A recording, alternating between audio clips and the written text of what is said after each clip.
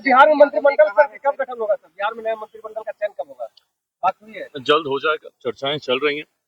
आप सब जानते हैं कि विभिन्न राज्यों में चुनाव था और ये सब हम लोग मान भी रहे थे कि राज्यों के चुनाव एक बार समाप्त होंगे, उसके बाद ही हम लोग इस दिशा में हम लोग आगे बढ़ेंगे।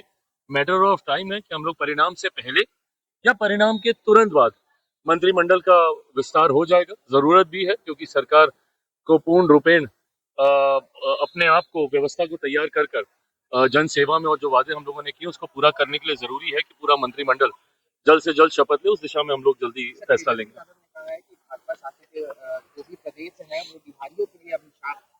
भाई आपने तो बिहार को ही बिहारियों के लिए अभिशाप बना दिया, आप क्या दूसरे राज्यों पे उंगली उठा रहे हैं?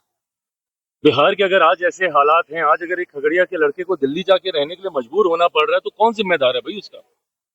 आपका दल जिम्मेदार नहीं है, आपके परिवार के लोग जिम्मेदार नहीं है। 90 का दशक कितनी आसानी से ये लोग भूल जाते हैं जब इन्होंने बिहार को बर्बादी की कगार पे लाके खड़ा कर दिया। अगर बिहार जिस ग्रोथ के साथ आगे बढ़ रहा था, अगर वो 15 सालों का डेंट नहीं लगता है, जहां पे आपने अर्थव्यवस्था को पूरी तरीके से चरमरा दिया, जहां पे इंफ्रास्ट्रक्चर को आपने पूरी तरीके से ध्वस्त कर दिया, सवाल तो तुरंत आप पूछ लेते हैं कि 2 दशक से मुख्यमंत्री नीतीश कुमार जी रहे, उन्होंने क्या किया? आप खाई देखें जो आप छोड़ के गए थे। किसी एक सामान्य जमीन के ऊपर विकास की इमारत को स्थापित करना आसान होता है, पर उस खाई को पहले भरना, कनेक्टिविटी पूरी तरीके से ध्वस्त कर दी गई थी। आज बिहार के किसी भी कोने से आप पटना, आप मुश्किल से 4.5-5 घंटे में आप आ सकते हैं। भाई मैं खुद इसका गवाह हूं। हम लोग शहर बंदी मेरा गांव जाते थे, पूरा पूरा दिन लग जाता था। आज हम लोग 3-3.5-4 घंटे में हम लोग आ जाते हैं। ऐसे में जिस तरीके से कनेक्टिविटी को आपने खत्म किया, क्यों इंडस्ट्री नहीं आई? भाई ये सवाल मैंने भी पूछे थे, बट इसका अध्ययन करने के बाद मुझे समझ में आया कि जिस हालत में 90 के दशक में बिहार को छोड़कर ये नेता प्रतिपक्ष जो आज की तारीख में है, ये और इनके परिवार के लोग छोड़कर गए, कनेक्टिविटी आपने खत्म कर दी थी पूरी तरीके से। बिजली पानी की व्यवस्था नहीं थी, इंडस्ट्री कैसे आती? जिस राज्य में बिजली नहीं थी, जिस राज्य में पानी नहीं था, जिस राज्य में लॉजिस्टिक्स के लिए इंफ्रास्ट्रक्चर नहीं था, कैसे यहाँ पे इंडस्ट्री आती? लगे 2 दशक लगे क्योंकि खाई इतनी बड़ी थी।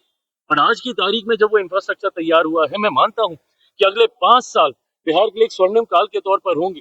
जिस तरीके से प्रधानमंत्री जी का विशेष तौर पर बिहार और बिहारियों के प्रति उनकी सोच है, मैं मानता हूं इन 5 सालों में बिहार काफी आगे बढ़ेगा। बट आपने और आपकी वजह से जो लोग बिहार छोड़कर गए हैं, मेरी जिम्मेदारी या मेरी सोच से पलायन रोकने तक की नहीं है, रिवर्स माइग्रेशन की भी है कि जो लोग बिहार से बाहर गए हैं कैसे उन्हें वापस हम लोग बिहार लेकर आए। तो आज जब आप उंगली उठा रहे हैं कि दूसरे राज्यों में सुरक्षित नहीं है, आपके रहते हुए आपके नेतृत्व में बिहारी अपने राज्य में सुरक्षित नहीं था, इसलिए बिहार छोड़कर उन्हें बाहर जाना पड़ा। और यकीनन दूसरे राज्यों में जब उनके साथ ऐसी घटनाएं होती हैं, ना सिर्फ ये दुखी और आपको विचलित करती हैं, बल्कि जल्द से जल्द पीड़ित परिवार को न्याय मिले, इस सोच के साथ भी हम लोग काम कर रहे हैं। बट ये उंगली जब उठाते हैं तो कई उंगलियां इनकी खुद की ओर उठती है कि आज अगर उसको वहां पे गोली लगी तो उसका जिम्मेदार कौन था, उसको बाहर भेजने का काम किसके द्वारा किया गया।